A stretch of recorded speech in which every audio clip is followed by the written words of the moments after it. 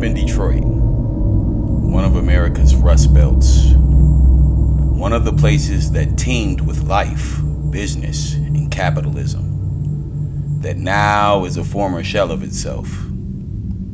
My neighborhood was not too far from the old Packard plant, which still, to this day, stands tall and marvels amongst the city as a relic. At one point, I remember someone using part of it as a location for a rave, and some years later, it even turning into a paintball city, which was absolutely wonderful. But when you fast forward time a little further out, it sits lifeless once again. It's now a home for graffiti, homelessness, and mystery. Back in the day, like young teenage boys did, we would often explore it. We would gear up by grabbing weed, beers, snacks, portable boom boxes. We used to treat it as our chill spot.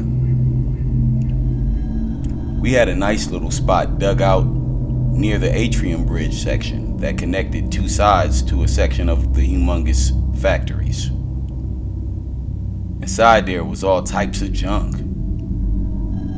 Old cars, appliances, weirdly a room full of sewing machines, trash, and a motorhome. There were certain rooms that were completely cleared out, stripped from floor to ceiling. There were sections that were still set up for paintball with big stacks of hay, makeshift walls, and dilapidating ball pits, and playscapes that you can climb on and descend from. It was really quite a sight. Now, the one thing that really stuck out was the motorhome. Always locked up tight for years. I always wondered, how did it get in here? Who brought it in here? And why? In a series of coming back and forth to this place, I probably noticed the motorhome 3 years before this point. I say that to say I was aware of it. One day, me and the boys were kicking back. We had a few beers apiece, a plethora of blunts between us, and all Friday afternoon. Our plan was to smoke and drink until the early evening and then attend a house party that was happening not too far away from my neighborhood on the other side of the freeway. I was already dressed to go to the party. A couple of the boys had to go back and put on their good shoes. So around 6 o'clock, we smoked another blunt and finished the last of our beers. One group of us stayed at the Packard plant, and the others split to go spiff up for the party. This is when we started to hear the noises. We started to hear the noise as the batteries in the boombox we had started to go out. Now, I don't know if you've ever heard the sound of a boombox with dying batteries, but it's super demonic. So as we didn't have replacement batteries, and the music was one of the things that helped the vibe of the Packard plant, without a good beat going, it seemed like less of a clubhouse kickback and more of the start of a scary movie. I argued the homie into turning off the boombox as it sounded like rock music played backwards times 10 to the 50th power. After we cut the music off is when we heard it. Well, it's also kind of what we didn't hear. There was that eerie silence that seemed like all of outside stood still for a moment, and then soft undertones of a human voice, maybe two. Whatever I heard, it sounded like someone rambling softly. When I listened closer, I couldn't hear dialogue. It sounded like only one voice.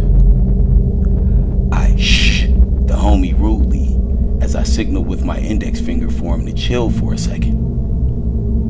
And that's when I locked eyes with him. I was sure he heard it too. Without using sound, I mouthed the words, "Do you hear that?" He shakes his head in silent affirmation. Now, if there was any other way to exit that I knew was a clear path, I would have taken it. But the only way out was back towards the voice. So we started to creep slowly toward the direction of the stairs,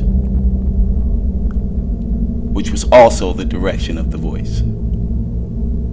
We crept very softly as to disguise our footsteps. I knew if I could hear the whispers, then that person could most definitely hear the footsteps. My heart pounded as we neared the corner where the motorhome sat. As we approached the intersection of the massive factory, we could now pinpoint the whispers to the motorhome. We eased by, never taking our eyes off of it, sidestepping and strafing as we backed away slowly toward the staircase. And then we went in a full sprint as we descended. Snickering with nervousness, I take a quick peek up at the top level from which we came, only to be consumed by horror. As I glanced upward, what I saw sent shivers through me. I locked sight with a wild-eyed, disheveled man holding what seemed to be a machete. He let out a scream that curdled my insides, then proceeds to hurl bottles down at us over the edge. When we reached the ground level, the only light was from the pink sunset shining from the edges of the building.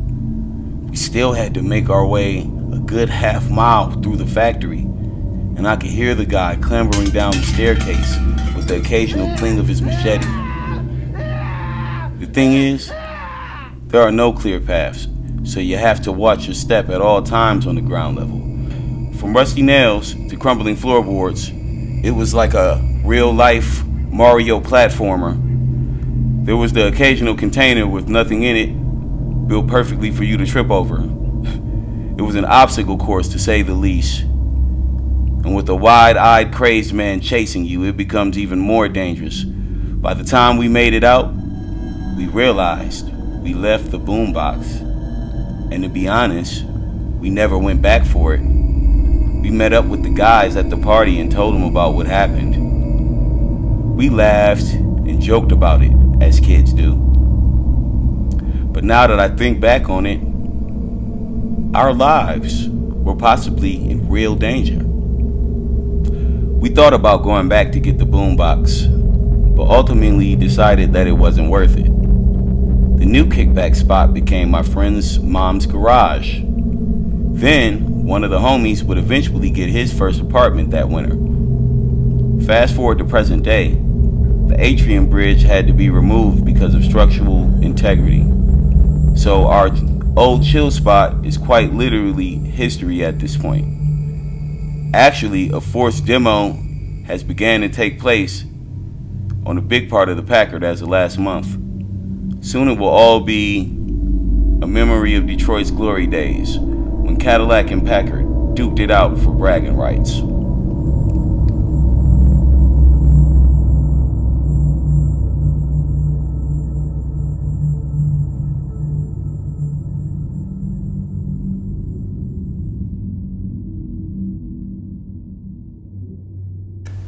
Everybody remember to like, share, and subscribe for more of these mysterious stories.